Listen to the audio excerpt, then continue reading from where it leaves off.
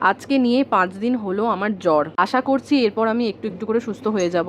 শুনেছি নাকি এই জ্বরটা 5 দিন তো থাকছেই। আগের দিনগুলোর থেকে আজকে একটু বেটার লাগছে, আমার জ্বরটা একটু কম, তবে গলা ব্যথাটা এখনো আছে। মেডিসিনগুলো খাওয়ার পর দেখছি এই বিকাল টাইমটায় আমার এত পরিমাণের খিদে পাচ্ছে আমি সহ্যই করতে পারছি না। কালকেও বিকালে এসেছিলাম মোমো খেতে, তোমাদের সাথে ভিডিও শেয়ার করেছিলাম, আজকেও এসেছি মোমো খেতে। এখানে আমি 2 প্লেট চিকেন মোমো অর্ডার করেছিলাম, একটা আমার জন্য একটা অতনুর জন্য। তার সাথে অতনুকে এটাও বলছিলাম যেই প্লেটে সব থেকে বড় পিসের মোমোগুলো থাকবে সেই প্লেটটা আমিই নেব। এইদিকে আমি গভীর মনোযোগ দিয়ে দেখা শুরু করে দিয়েছিলাম কোন প্লেটে সব থেকে বড় পিসগুলো আছে। আর এটা শুধু এখন বলে না, এটা আমি সবসময় করি।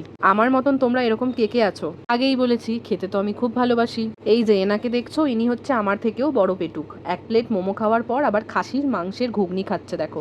আমি তো মাটন খাই না, তাই আমি ঘুগনিটাকে স্কিপ করে দিয়েছি।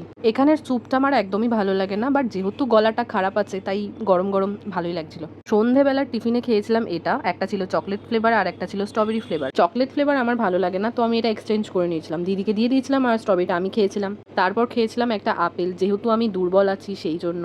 এই ছিল আজকের ভিডিও, চলো দেখা হবে নেক্সট ভিডিওতে, টাটা।